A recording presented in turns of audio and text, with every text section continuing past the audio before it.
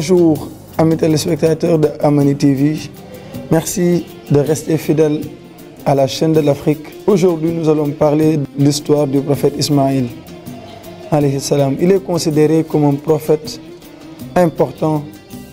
Il est le fils d'Ibrahim et son épouse Hajar. L'histoire du prophète Ismaïl est mentionnée dans plusieurs passages du Coran ainsi que dans les hadiths du prophète Mohammed sallallahu alayhi wa sallam. Ismaïl est né de l'union d'Ibrahim et de Hajar, comme je l'ai dit, alors qu'Ibrahim alayhi salam était marié à Sarah mais n'avait pas encore d'enfant. Hajar était donc une servante égyptienne que Sarah avait offerte à Ibrahim pour qu'il puisse avoir un enfant.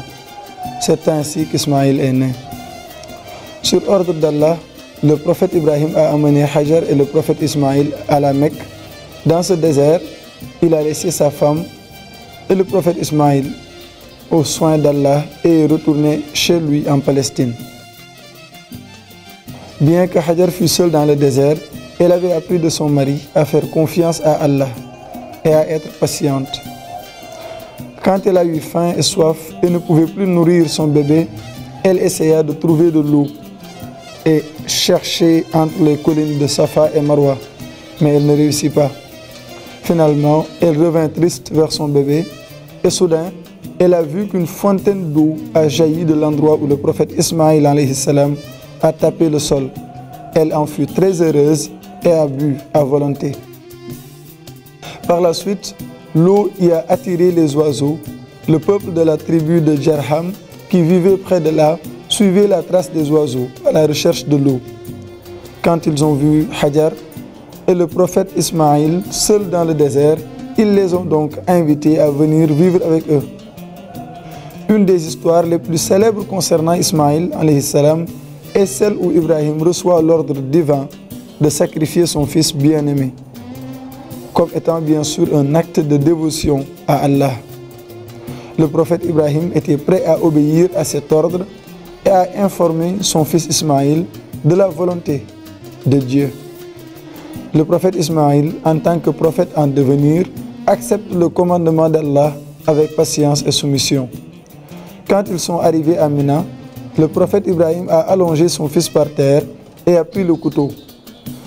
Et Ismaïl alayhi salam lui a dit: Ô Père, attache mes mains et pieds pour que je ne me débatte pas. Mets un bandeau sur tes yeux pour que tu ne me vois pas mourir et serre ta cape pour que ma mère ne remarque pas du sang éclaboussé sur ton linge. Aiguise ton couteau pour pouvoir faire ton devoir rapidement et ainsi je ne sentirai pas la douleur. Cependant, au moment de l'exécution du sacrifice, Allah va remplacer miraculeusement Ismaïl par un mouton et épargne ainsi la vie du prophète Ismaïl qui était alors un jeune garçon, récompensant ainsi la foi et la soumission d'Ibrahim, mais aussi celle du prophète Ismaïl. Après que son fils soit préservé, le prophète Ibrahim est parti pour la Palestine pour revoir Sarah. Allah a rendu les actions du prophète Ibrahim comme étant un devoir pour tous les musulmans. C'est ainsi que quand les musulmans se rendent pour le Hajj, ils marchent entre Safa et Marwa et nous le faisons en souvenir de Hajra. Nous allons aussi à Mina pour offrir un sacrifice, un animal et lapider les shaitans. Lors d'une de ces visites, le prophète Ibrahim a reçu l'ordre de reconstruire la Kaaba. C'est ainsi que l'histoire du prophète Ismaïl est souvent associée à celle de la reconstruction de la Kaaba. Car selon la tradition islamique, Ibrahim a reçu cet ordre et a impliqué son fils Ismaïl dans la construction. Après cet événement, le prophète Ismaïl va grandir pour devenir un prophète et un leader respecté parmi son peuple. Il a vécu dans la région de la Mecque où il a fondé une famille et a joué un rôle très important dans l'établissement des fondations de la société islamique. La célébration de la fête de Tabaski, par exemple, est une occasion de se souvenir de l'histoire ô combien importante d'Ismaïl. Son exemple de soumission à la volonté d'Allah est un rappel pour tous les croyants de l'importance de la foi et de la confiance en Allah, même dans les moments difficiles.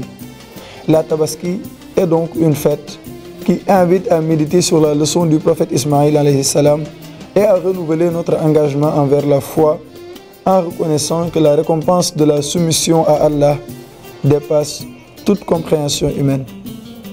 S'il vous arrive donc de célébrer, Inch'Allah, la Tabaski encore une fois, souvenez-vous de cette histoire, car nous sommes appelés à réfléchir sur notre propre relation avec la foi et l'obéissance à la volonté divine. Et cette question s'impose à nous. Comment pouvons-nous manifester une plus grande soumission à Allah dans nos vies quotidiennes et faire preuve de confiance en sa sagesse, même lorsque les épreuves semblent insurmontables?